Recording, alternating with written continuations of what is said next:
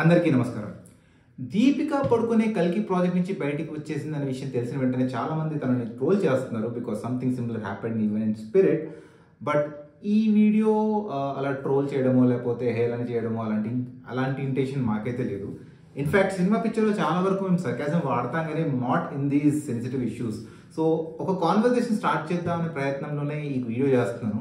What you want to understand is how important was Deepika పడుకునే for a movie like కల్కి. ఇప్పుడు కల్కి మూవీలో దీపికా పడుకునే అనే క్యారెక్టర్ ఏదైతే ఉందో ఆ character is very vital. Just like Amitabh Bachchan's character, Deepika పడుకునే క్యారెక్టర్ కూడా చాలా ఇంపార్టెంట్. కానీ ఆ రోల్ ఖచ్చితంగా దీపికా పడుకునే చేస్తేనే ఆ సినిమాకి అంత హైప్ వచ్చిందా లేకపోతే ఆ సినిమాకి అంత రీచ్ వచ్చిందా అనేది definitely is a questionable thing. Because of course మనం పాన్ ఇండియా మూవీ చేస్తున్నాము, బాలీవుడ్ రీచ్ అవ్వాలి, హిందీ స్టేట్స్లో కూడా రీచ్ అవ్వాలి. అలాంటి టైమ్స్లో దీపికా పడుకునే లాంటి క్యారెక్టర్ తీసుకొచ్చి దీపికా పడుకునే ఈ క్యారెక్టర్ని దీపికా పడుకునే చేస్తున్నారంటే ఆబ్వియస్గా ఒక మంచి రీచ్ వస్తుందని ఇంటెన్షన్తోనే కలిగి కంటిన్యూ చేశారు. కానీ was it really the same way, the same impact it created like it created for అరుంధతిలో మన అనుష్క కానీ లేకపోతే బాహుబలి సినిమాలో రమ్యకృష్ణ గారు కానీ? సో ఆ క్యారెక్టర్స్ వాళ్ళ కోసమే రాసి పెట్టినట్టు రాశారు ఆ సినిమాకి తీసినప్పుడు. సిమిలర్గా మనకి కల్కిలో మాత్రం అలా అనిపించదు. వెన్ యూఆర్ సీయింగ్ దీపికా పడుకునే ఆ క్యారెక్టర్లో దీపికా పడుకునే కాకుండా ఇంకెవరు చేసినా కూడా ఆ క్యారెక్టర్ అంతే ఉండేదేమో. Because to be very honest ఆ సినిమాలో తన క్యారెక్టర్ లెంత్ కూడా చాలా తక్కువ. Because most of the action is happening between Amitabh Bachchan and Prabhas. So ఈ కాన్వర్సేషన్ మేము ఎందుకు పెడుతున్నామంటే we want understand what could be the next steps for Kalki's team. Actually నాగశ్విన్కి మృణాల్ ఠాకూర్ అంటే చాలా ఇష్టం, కానీ అందుకే అనుకుంటా ప్రాబబ్లీ ఒక చిన్న క్యామియోలో పెట్టి ఆ క్యారెక్టర్ని లేపేయడం కూడా జరిగిపోయింది. లేకపోతే Mrunal Thakur is definitely a good choice because మనందరికీ బాగా పరిచయమైన మృణాల్ ఠాకూర్ సీతారామం సినిమా నుంచి సీత గారు.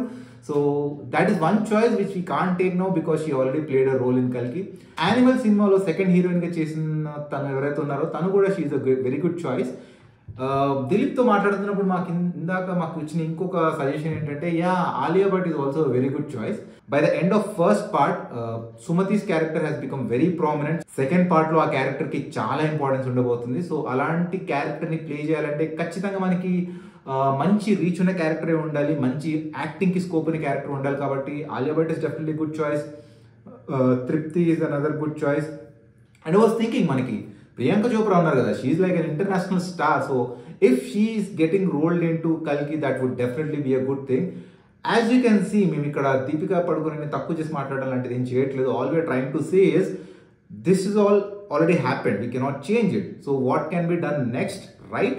సో దట్ కల్కి becomes even more big. So అదండి, మీకు కూడా మీ మైండ్లో సుమతి క్యారెక్టర్కి సెట్ అయ్యే హీరోయిన్ ఎవరన్నా ఉన్నారు అని అనిపిస్తే కనుక కింద కమెంట్స్లో మెన్షన్ చేయండి. At some point of time in future డెఫినెట్గా అనౌన్స్మెంట్ వచ్చినప్పుడు we can definitely talk more about how that particular heroine fits into Sumathi's character in కల్కి. So let's wait and see Sumathi character, I mean some 80 క్యారెక్టర్లో వచ్చే heroine ఎవరో వేచి చూద్దాం.